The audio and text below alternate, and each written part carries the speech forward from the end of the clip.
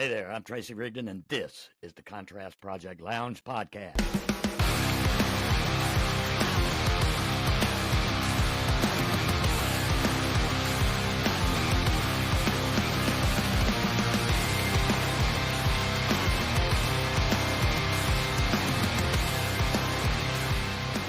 Often random, but always relevant, always real, and practically nothing is off limits. This podcast is for you. Are you ready for this? Let's do it.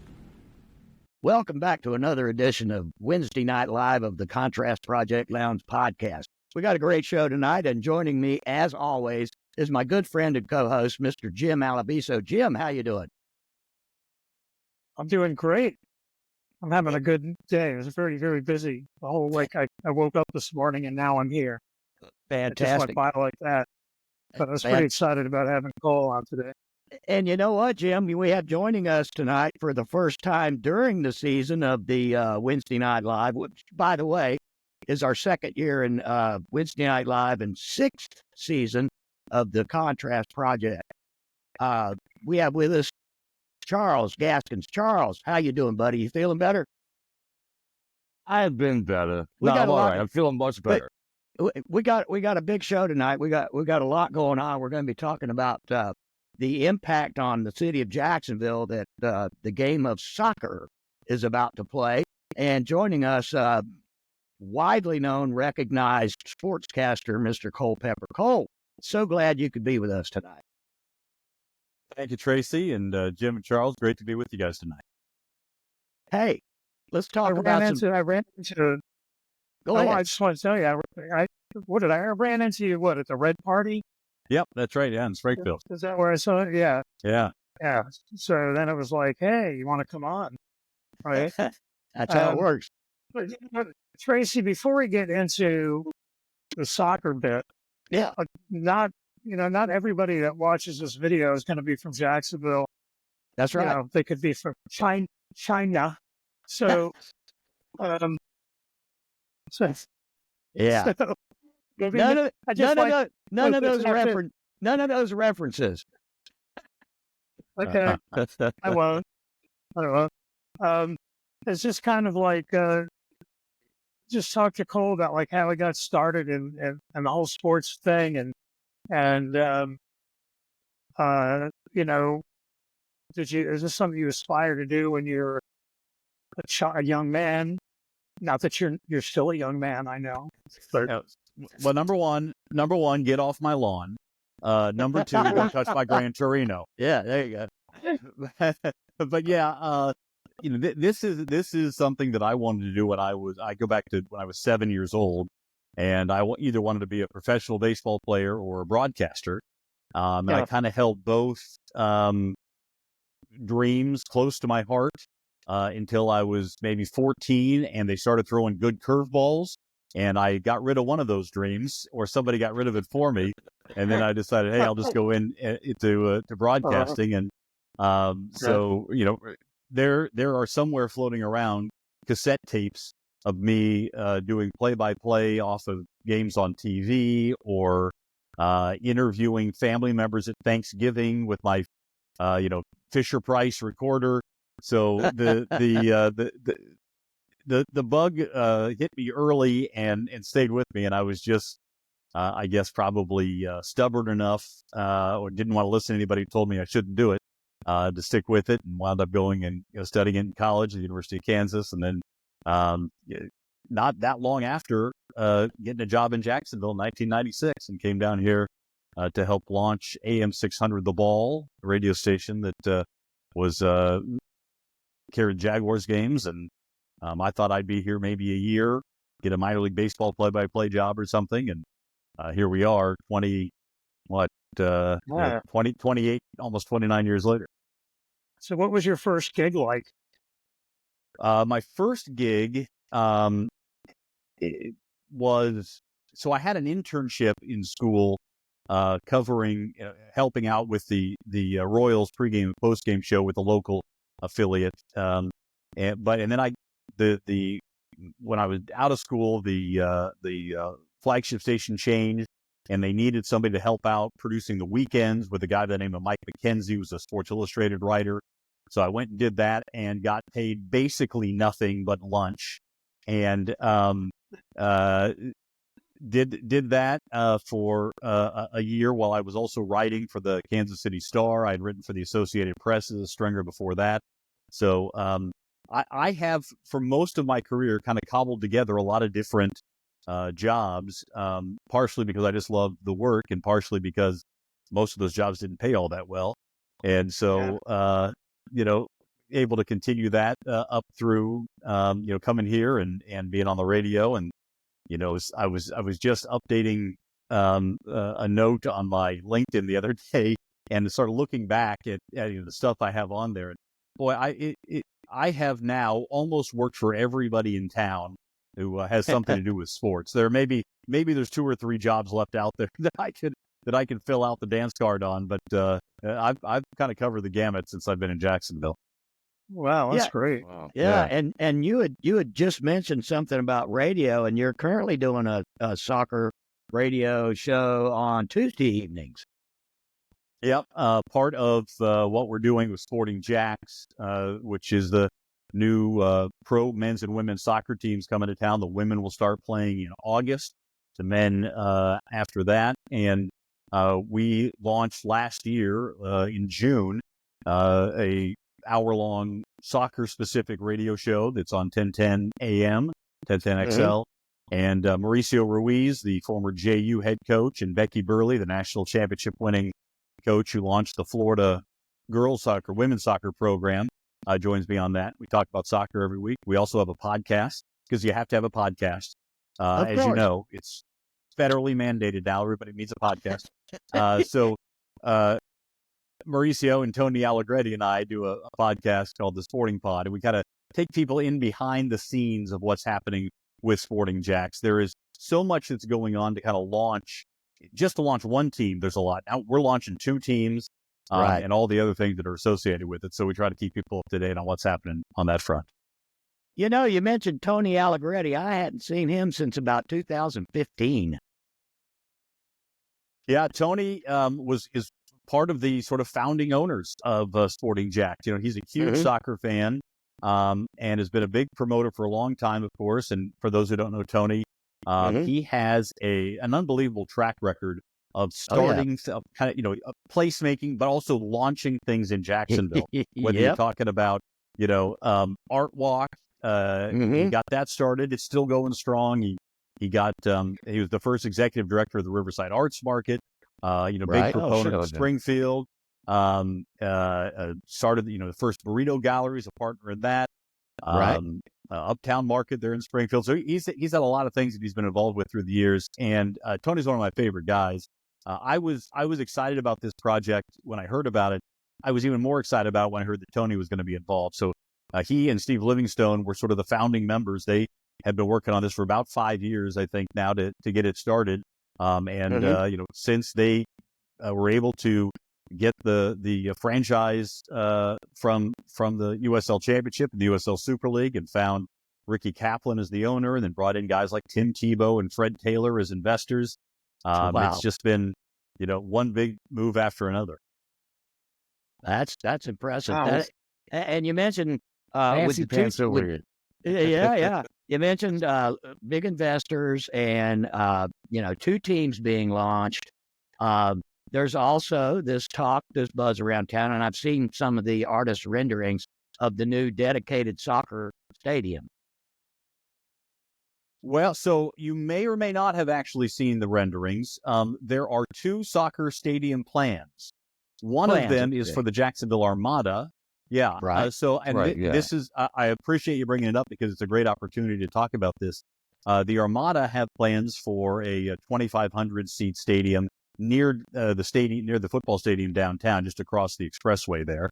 Right. And the Armada the Armada are playing right now in the 4th division in the NPSL, and have plans to move up to play in the MLS Next Pro, which is the 3rd division of pro soccer in this country.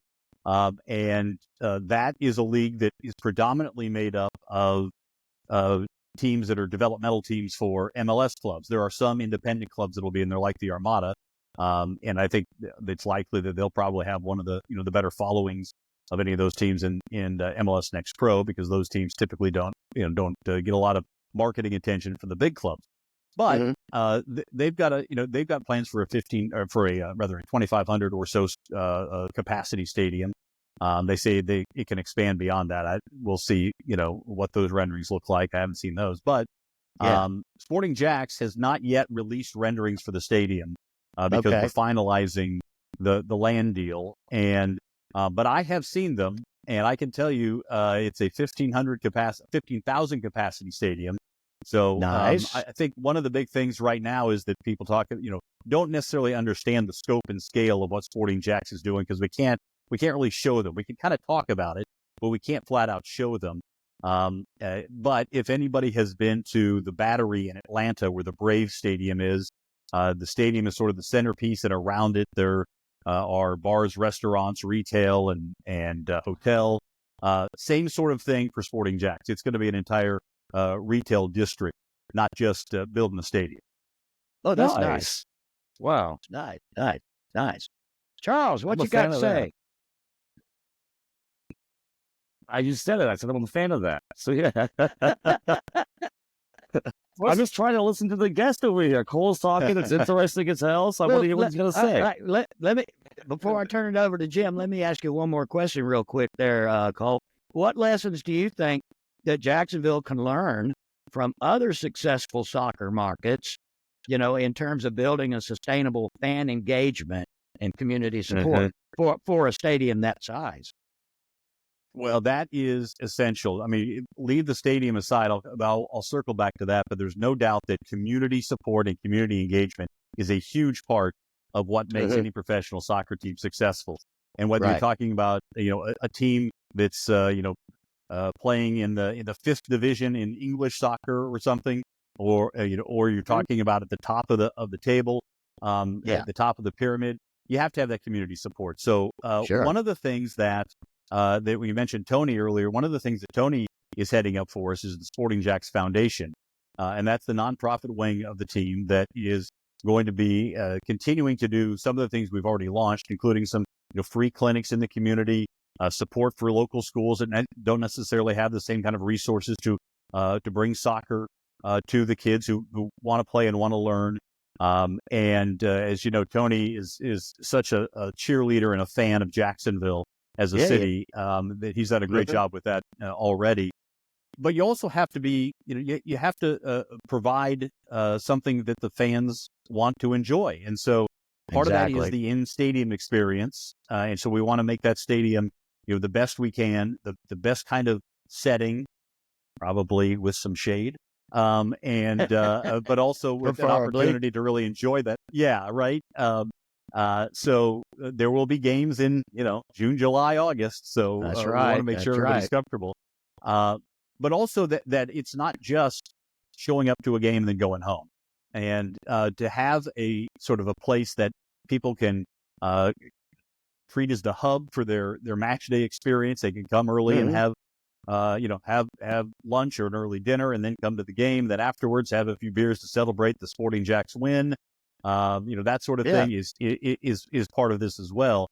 But it really goes back to it really goes back to the sort of the ethos of the team, which is when the club was founded, rather than immediately coming up with a name and colors and a logo and saying, here's what we are.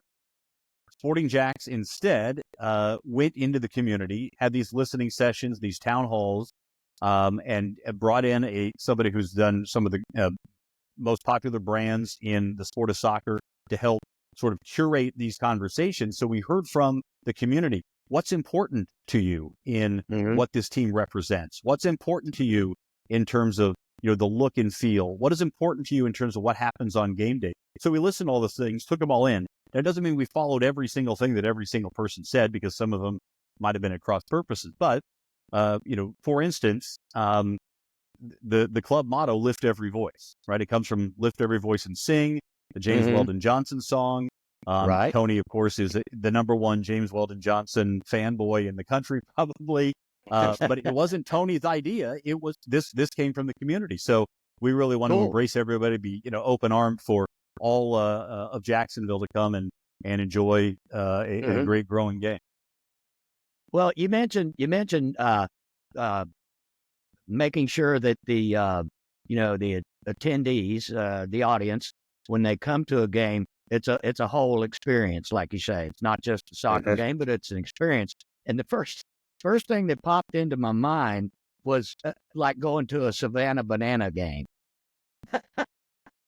Yeah, and it probably won't be quite like that. That's a full entertainment blowout thing. I mean, they really get into it. Yeah, so something like the Savannah Bananas or the Harlem Globetrotters, that's on a little bit of a different level. It's a great experience for sure. I will also point out that much like, say, professional wrestling or the monster truck show or a NASCAR race, they play one game in a city and then move on. Right? This is a traveling show. Right. When you have a team that is of the community, it doesn't mean you can't have fun and silly at times. But the product on the field, you're going to have a monster truck show on your soccer stadium. Probably not during the game. But I will say, Jim, that the hope is that once the stadium is built, that it will not only be utilized for professional men's and women's soccer, but also for other events, things like lacrosse or rugby, and concerts. So another venue. Now, right now we don't really have a venue. An outdoor venue in between the size of Daly's Place and Everbank. You go to St. Augustine, which is a great venue, but from a size standpoint, you can't bring in those 10 or 12 or 15,000 seat kind of festival shows in a venue in Jacksonville, and this will bring another aspect to the lifestyle for folks in Jacksonville above and beyond soccer. That's great. I mean, there's been, having covered so many different sports developments in Jacksonville, how would you compare the current momentum behind the game of soccer in Jacksonville as opposed to other sports initiatives? We had, recently the Jumbo Shrimp. I say recently within the last decade, they got a new ballpark. And they're already talking about doing renovations over there. So how do you see the momentum in Jacksonville behind the game of soccer? Has it developed over the last decade or so? There's no doubt. Just in terms of the total number of people who are interested in soccer, it's at an all-time high in Jacksonville right now. And I'll also point out that the World Cup is coming to the United States in 2026. So as that's happening, our women's team will have gotten their first season underway. The men's team will be kicking off their first season. So I think the interest and focus on the game is going to be higher than it ever has been in Jacksonville. There's been some research done in terms of soccer interested people in Jacksonville. The number is somewhere between 350 and 425,000 people in the Jacksonville DMA who are soccer interested, either hardcore fan, big fan of a particular team, like to watch the U.S. or have their kids playing youth soccer or what have you, people who are touching the game of soccer on a regular basis. So I'm not sure what the numbers are for the Jaguars. I'm sure they're probably higher than that, even given the recent performance. But that's a big chunk of the DMA, that is at least soccer interested. I read your post about all that. It's pretty nice take. I got to ask you this. This is like a Nancy Hogshead question. Here we go. We had Nancy on a couple months ago. So on the women's league side, how does the women's league compare to the men's league?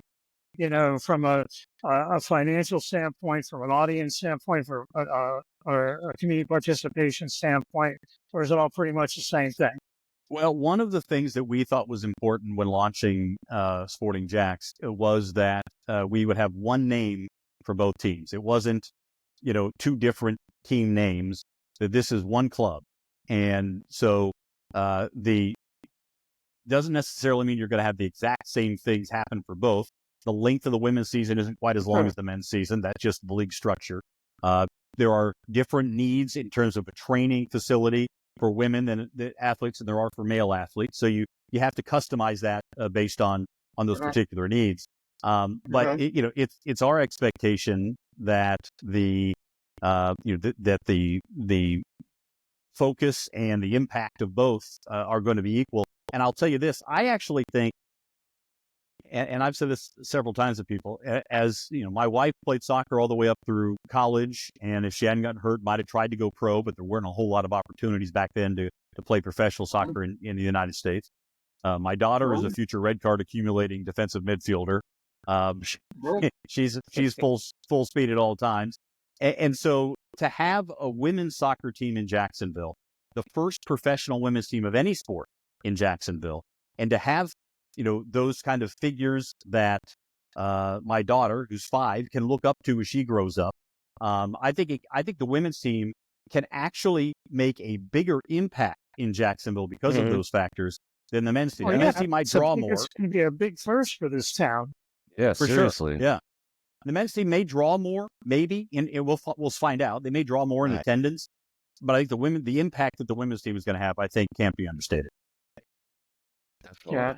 And you mentioned, you had mentioned, growing up in soccer and everything. And I played soccer in junior high, and actually lived in Central America for a few years, and that is their football.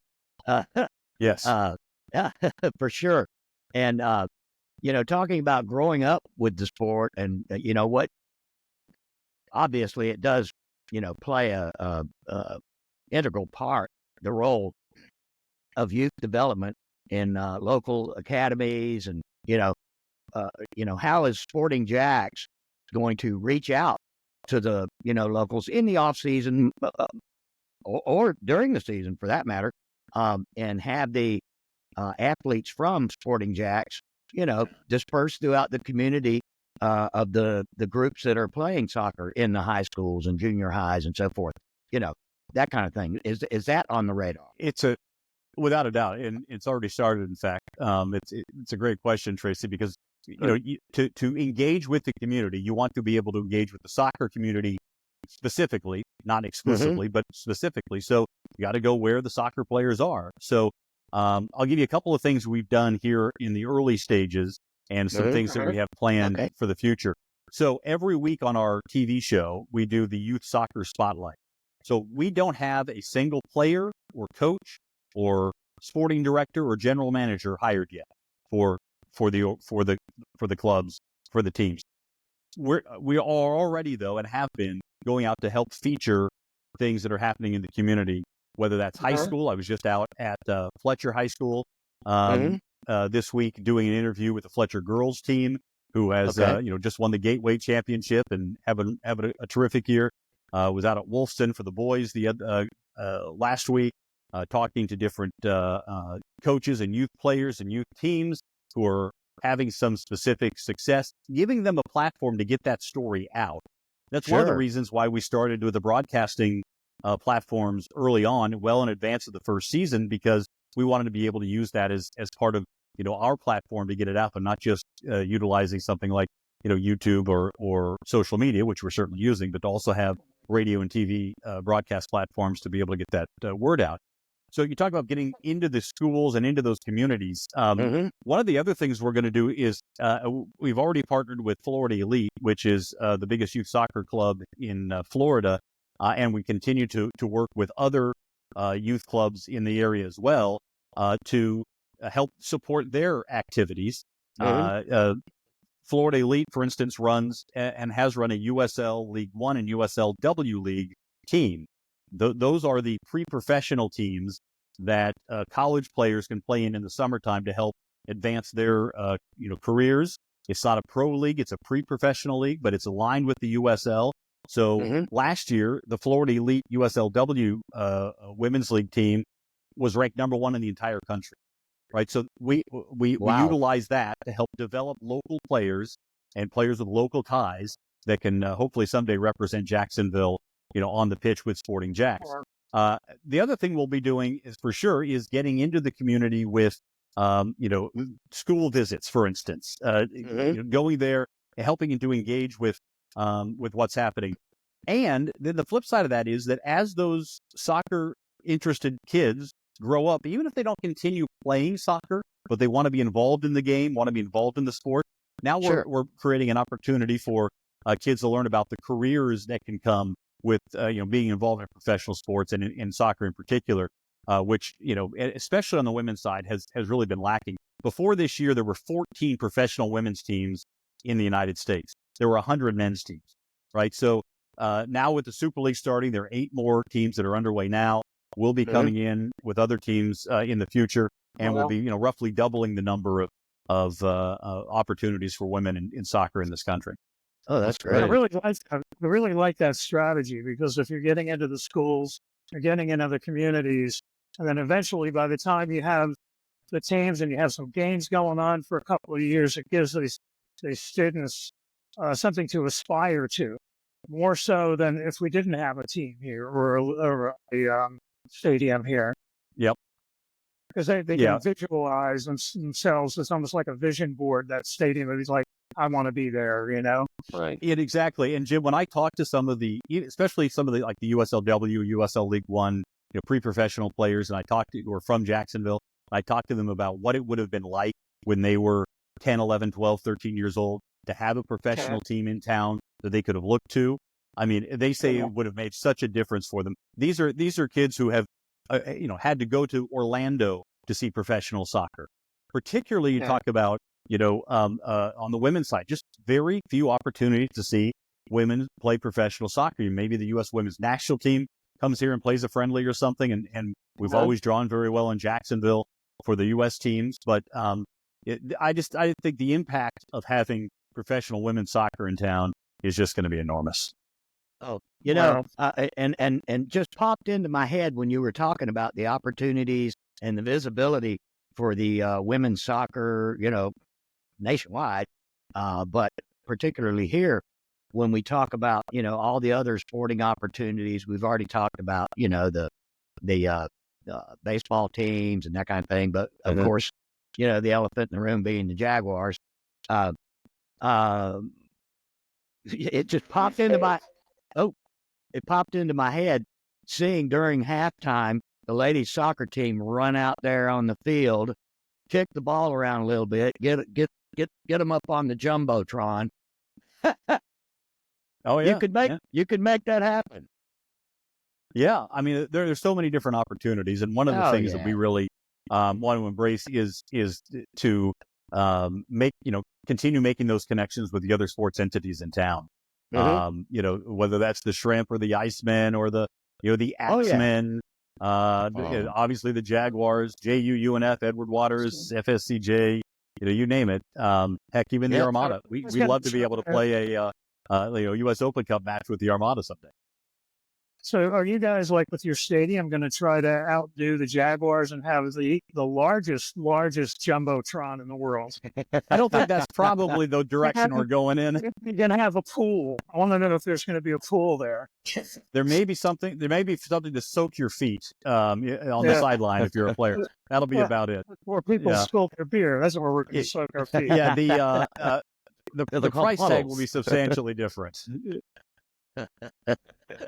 Well, we've talked about all these different, avenues and opportunities for the team, to get out there in the community and everything. And we were talking about traditional sports media and new digital platforms. It's like you've mentioned, and you've already covered a lot of it. But how can the different sports entities, and we just mentioned, the girls running out or the ladies running out onto the field during a Jaguars game. Well, how do we get those platforms to actually work together to promote local soccer? Well, listen, it's not up to the other teams to promote us. I mean, right. So it's, as in most businesses, but especially in sports, relationships matter. Thankfully, people like Tony and Steve Livingstone and I have been around for a long time in town and have some excellent relationships with other organizations. So one of, like, for instance, we're not going to do something exactly like this, but when you see the Shrimp create some merchandise that is sort of shrimp merchandise with Jaguars colors or Gators colors or Seminoles colors, whatever that looks like. Like that's basically a way of reaching out and saying, hey, we know that you're a big part of this community. We are a big part of this community too. Let's bring it together. So, those things kind of come as usually as a brainstorm by somebody, after a staff meeting or maybe over some liquid brain power somewhere, and those pop up. So I can't tell you everything or during a podcast. Sometimes during a podcast. So yeah, I mean, it's one thing just to put the team in front of some eyes, and that there are a lot of ways to do that. What's really most important, that will definitely happen. But what's really key is to help to curate and cultivate a community around the team. It's not just, can we find people to buy tickets or can we find sponsors? Sure, that's part of it, but you have to create a community that sort of helps to lift itself up as well. You only have so much control over the what's going on the field. One of the interesting questions that I don't know the answer to yet, that I've often talked about through the years with all sports, is that in Jacksonville you start looking at the different teams and what the fan expectation is and how important winning is for that team. Right, for the Jaguars, winning is highly important. That impacts and affects everything in their business. If the Jaguars win, the whole city's happy.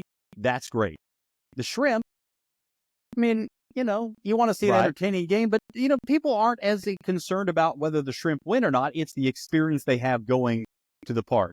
That's a fact. That's a fact. Yeah, the Icemen there's already a little more concern about winning, but they put on a great show as well. And this is more about the experience, when you go there to the rink. Some teams kind of fall in the middle there. I go to Jumbo Shrimp games a bit, and I love that whole experience. And it's just a blast.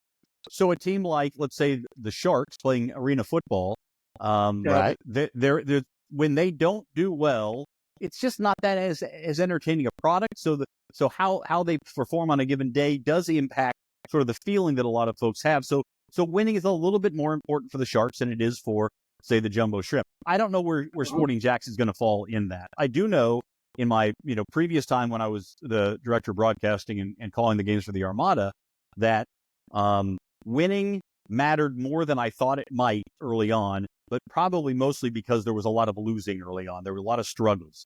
So I certainly suspect that, like, the first game for the Sporting Jax women's team is going to be a sellout at UNF Sodja Stadium. There'll be 9 or 10,000, whatever the place is going to hold. All the games, the first games in the Super League, have been sellouts so far for the other teams playing this year.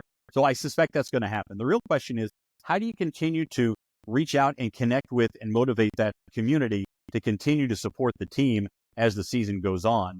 And that's, part of that is all the work we're doing right now, laying that groundwork and continuing to try to, create people who want to be a part of the community.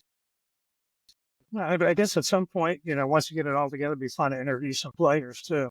Sure. For sure. Yeah. And that'll be a big part of what we do with radio show and TV show.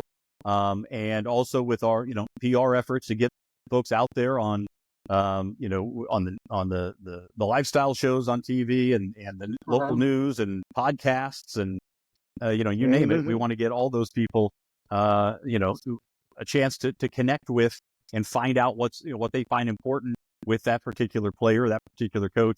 Especially, that's why having players who are, have a local connection, why that's so important. Because that's a great way to make that immediate connection with someone. Oh, you played at Bartram Trail. Oh, you played at, Fletcher. To have that kind of connection. That won't be everybody in the team, but there'll be plenty of local talent to choose from. I was going to add, local talent on the field too is going to bring more people to the stadium to watch their friends play. Absolutely. Well, I mean, just think about how excited people were to watch Rashean Mathis play for the Jaguars, or another, the Tim Tebow effect, right? It didn't last very long here in Jacksonville, but when there are several ways that fans can really connect with with players. And one of those is to have some common ground. And if the common ground is, hey, I went to Creekside and she went to Creekside, then that's a great way to start that connection between the player and the fan. Sure. Yes. Oh, there's plenty of opportunities for the team, as you know. I mean, it's a no-brainer actually, but it just has to be put into motion. When you have so many people, on each team, and you don't necessarily have to go and take the whole team to the same place at the same time to do your outreach. Send 5 or 6 or 7 or 8 players to this event, and then send 5, 6, 7, 8 to that event and this event. You've got the art walk, for instance. It may not sound like a big deal, but there's a lot of damn people down there at the art walk. Tracy can be your PR guy. Seriously. I used to do that. So you can. I did. Hey, let me. I'll give you an example there, Cole. You know where the rail yard district is, don't you? Sure. Yep. Off Stockton. All those banners Yep. you see flying up and down Stockton, the rail yard banner that they have on all the poles. I designed all those. All right. Yeah, that's right around the corner from me. Yeah, I was on their planning committee when they started it. Yeah, that's good stuff. Community involvement. You just got to put them where the people are. Doesn't matter what's going on. If there's a food truck rally, have them go through there bouncing the soccer ball. Well, listen. It may sound small, but it's all of that matters. No, it's not small. Again, it's that opportunity to have that touch point.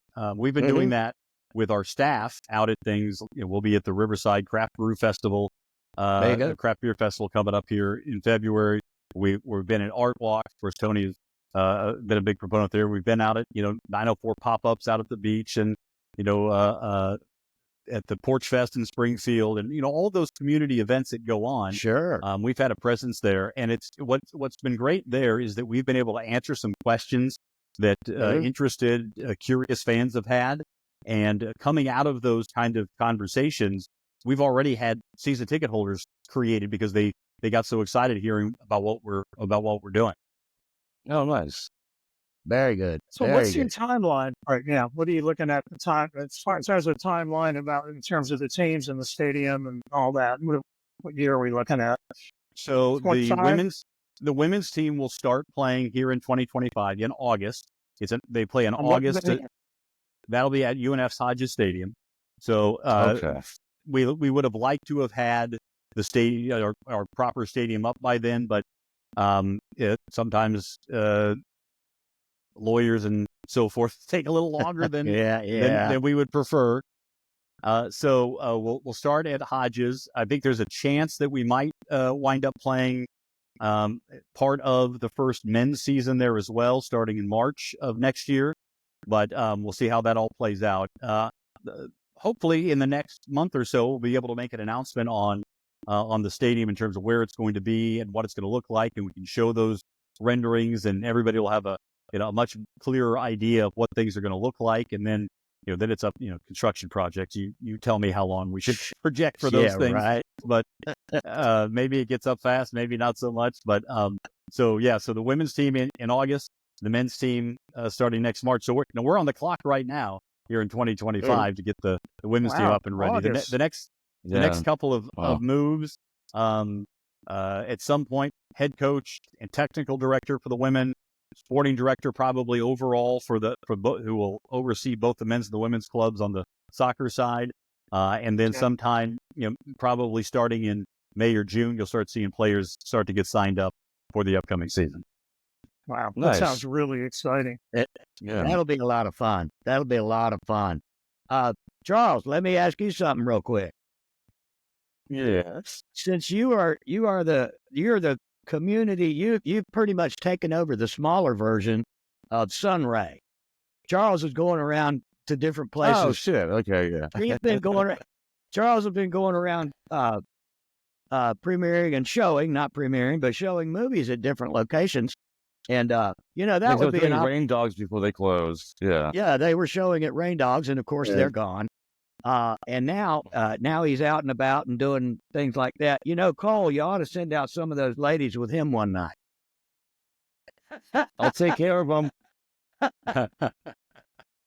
I'll get in a fist fight with them all. Like we'll start a gang, and like I'm not going to fight them. Like we're going to be fighting other people. Like we're on the same side. Oh, it's not hockey; it's soccer. It's still pretty rough. I mean, these women are athletes. There's no doubt about it. We were at a game down in Tampa. Tampa and Fort Lauderdale both have teams in the league. We were down at Tampa's first game they played against Dallas, and with the amount of running that those women have in a game it's unbelievable. If you haven't been to a professional soccer game, I mean, you're talking about 5, 6, 7 miles of running for some of the midfielders throughout the course of the game. It's something to see. It's intense.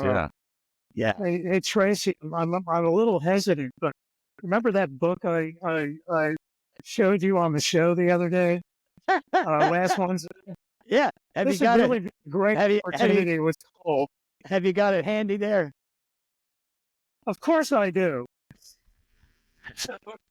Well, just to give you a little 2-second context, I was in Tintagel in Cornwall in England, all the way out on the west coast by the water. It's like heaven over there, by the way. And we rented this house and had a piano and a library, and beautiful library and stuff. And we rented it with 4 other people. And lo and behold, I saw this book on the bookshelf.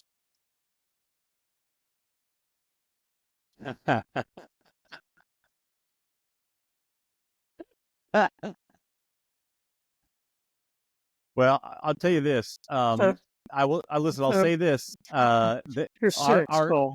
Our Scottish president might say that it wasn't it wasn't the English that invented it. It was the Scots. Yeah. Well, they actually did go back there because this thing has got this whole chapter on soccer. It actually says football on the top and soccer in parentheses, just for those that don't get the literal meaning of foot - ball, right? But I highly recommend this book to you because it really does go back into the origins, even in China. The whole thing about football, but it covers other sports as well, though. Golf, cricket, all those things. Right. Horse racing, boxing. But the title, just when I saw that, I was like, oh. Had to have it. Yeah. I have a friend of mine at work. I got to give it to him because he's got to read about golf. But they had one left on Amazon. So I didn't steal this from the house, by the way. I didn't bring it home with me. I ordered it. But a really interesting book on sports and the history of sports, how we got our balls back. I'll put it on my reading list. There you go. Hey, Cole, before we go, I'm going to ask you one last question, and we'll get some closing thoughts from you.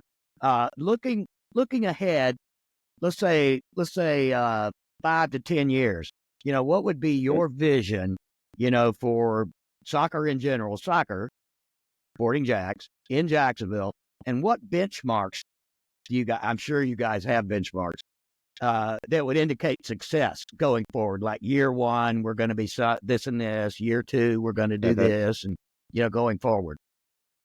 Yeah, I don't know if we've necessarily put specific numbers. I know, like the ticket sales people have numbers. They want to sell out every game. Sure. Right? There's one. But I think the more realistic thing is, can we cultivate that community around the team, around both teams, women's team and the men's team? And it could be 2 different communities. It's probably a little bit more like that Venn diagram where there's some overlap, on both, where some fans will be fans of both. Some will be fans of the women's team. Some will be supporters of the men's team. But that we cultivate that community, we continue to grow that community over time, so that in year 2, it's bigger than it was in year 1. In year 5, it's bigger than it was in year 2. In year 10, it's bigger than it was in year 5.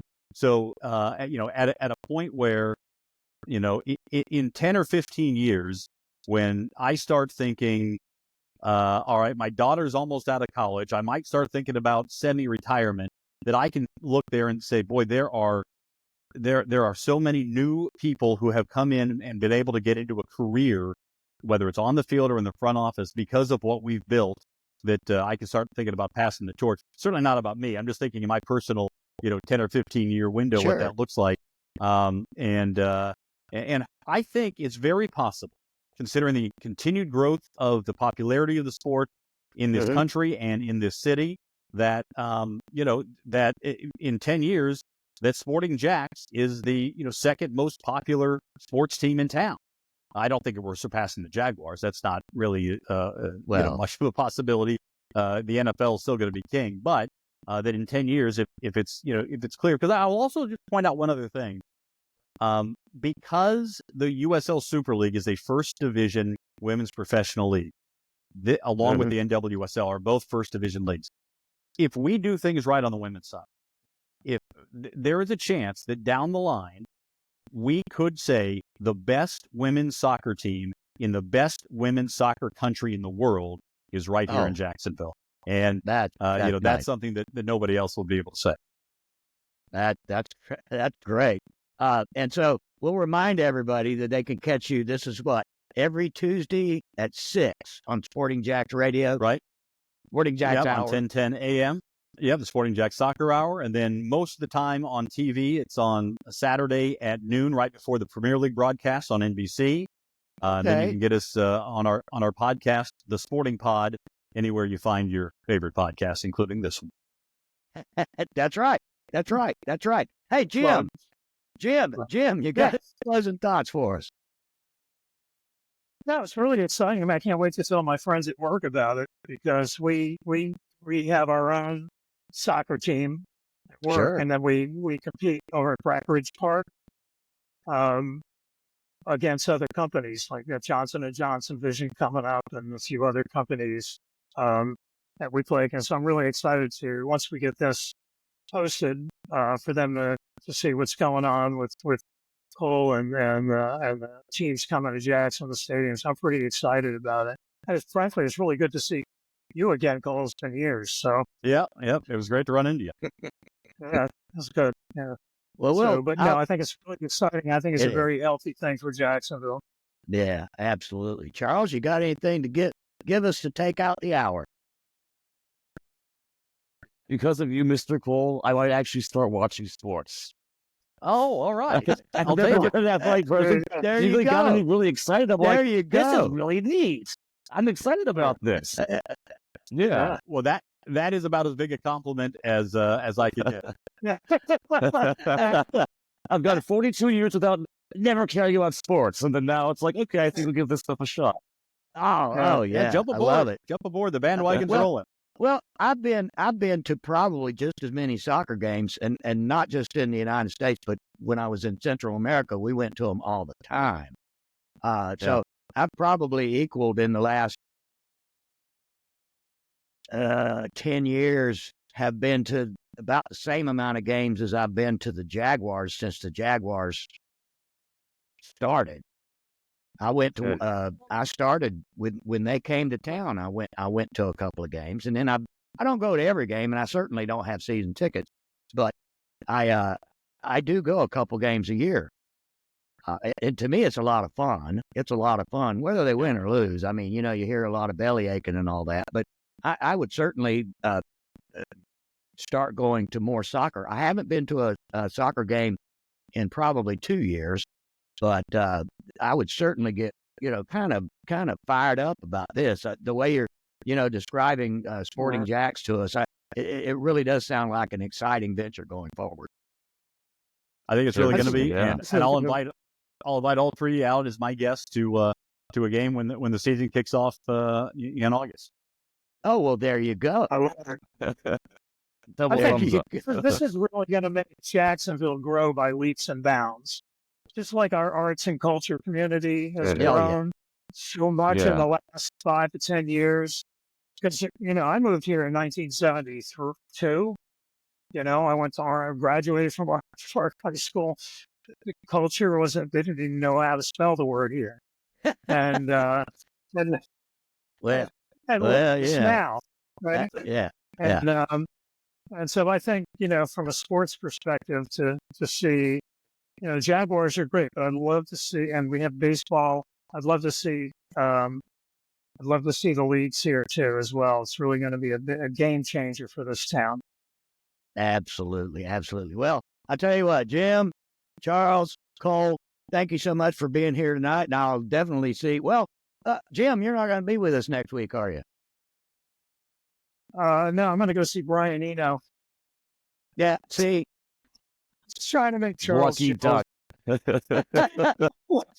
Anyway, well, I'm gonna take us out here and say thank you to everybody that did watch, and thank you again, Cole, for being with us. The show will be available on our YouTube channel tomorrow. I have to record another episode with someone else for the podcast tomorrow afternoon, so it's not part of our live show. But I do 2 recordings during the day every week. So aside from this. So anyway, thank you everybody for watching.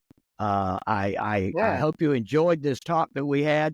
Don't forget you can find us on Facebook, Instagram, Twitter, X, Threads, and YouTube. And don't forget to smash all of those buttons. We'll see you next time. Bye, everyone. Thanks for stopping by. Thank you, Cole. Thank you, guys. Appreciate it. Well, that's a wrap. Another fantastic episode of the podcast. You can find us on all the social media platforms, wherever you surf, Facebook, Instagram, Twitter, X, Threads, wherever. Don't forget to like, share, and comment. And on our YouTube channel, don't forget to like, share, comment, and smash that subscribe button. If you're streaming audio for the podcast, you can find us wherever you get your favorite podcast programs. In the meantime, I like to tell everybody, take care of yourselves and each other. Until next time, peace.